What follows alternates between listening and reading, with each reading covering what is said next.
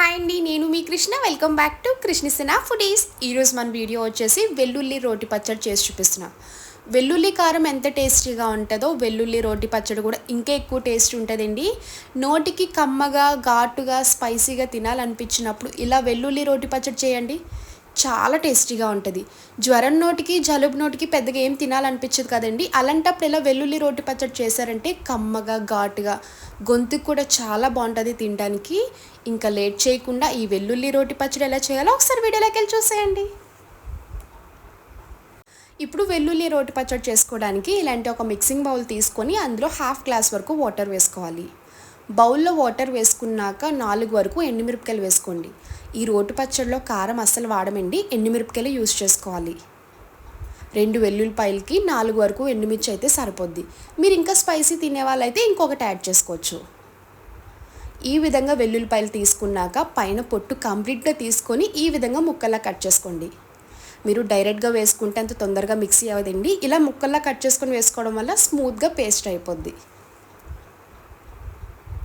వెల్లుల్లిపాయలన్నీ ఈ విధంగా ముక్కల్లా కట్ చేసుకోవాలి.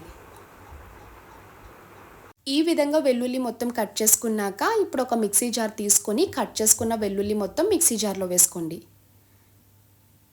ఎండుమిర్చి వాటర్లో నానపెట్టుకున్నప్పుడే చిన్న ముక్క చింతపండు వేసుకొని నానపెట్టుకోవాలి. 3 to 4 minutes నానపెట్టుకుంటే సరిపోద్ది.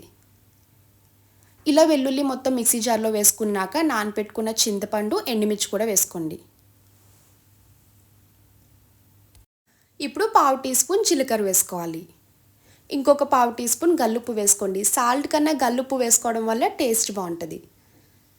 జీలకర్ర, గల్లుప్పు వేసుకున్నాక 2 స్పూన్స్ వరకు వాటర్ వేసుకొని కచ్చా పచ్చగా మిక్సీ చేసుకోవాలి. రోటి పచ్చడి అన్నాను కదా, రోల్ లేదేటని డౌట్ రావచ్చు. మీ దగ్గర శనికాలన్నా లేదంటే రోల్ అన్నా ఉంటే కచ్చా పచ్చగా దంచుకోండి. టేస్ట్ అయితే ఇంకా చాలా చాలా బాగుంటుంది. చూడండి, వీడియో క్లిప్లో చూపిస్తున్న విధంగా ఇలా కచ్చా పచ్చగా రోటి పచ్చడిలా మిక్సీ చేసుకోవాలి. ఇలా మిక్సీ చేసుకున్న పచ్చడిని ఒక బౌల్లోకి ట్రాన్స్ఫర్ చేసుకోండి. చాలామంది రోటి పచ్చళ్ళు అంటే ఉల్లిపాయలు కట్ చేసుకొని కలుపుకొని తింటూ ఉంటారు కదా. అదే వేరే పచ్చళ్ళు అయితే ఆనియన్స్ కట్ చేసుకొని వేసుకోవచ్చండి. ఇది వెల్లుల్లి పచ్చడి కదా, వెల్లుల్లి ఘాటు ఎక్కువ ఉంటుంది, ఉల్లిపాయ కూడా ఘాటు ఎక్కువ ఉంటుంది. 2 ఘాటు ఎక్కువ అయితే మనం తినడానికి కష్టం అవుతుందండి. మీరు కావాలనుకుంటే వేసుకోవచ్చు. ఇలా డైరెక్ట్గా తింటేనే టేస్ట్ బాగుంటుంది.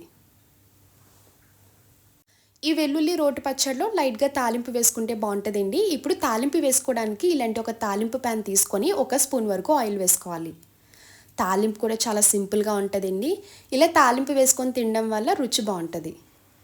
ఆయిల్ వేసుకున్నాక 1/2 టీ స్పూన్ జీలకర్ర, 1/2 టీ స్పూన్ వరకు ఆవాలు వేసుకోవాలి. కొంచెం కరివేపాకు వేసుకొని ఒక 30 సెకండ్స్ వరకు ద్వారగా ఫ్రై చేసుకుంటే సరిపోద్ది. ఈ విధంగా తాలింపు ఫ్రై చేసుకున్నాక ఇప్పుడు ఈ తాలింపులో పచ్చడి వేసుకోండి. మిక్సీ చేసుకున్న పచ్చడి వేసుకొని ఫ్రై చేసుకోవచ్చు అని డౌట్ రావచ్చు. ఫ్రై చేసుకోవడం వల్ల వెల్లుల్లి ఫ్లేవర్ పోతుందండి, ఘాటు కూడా పోతుంది.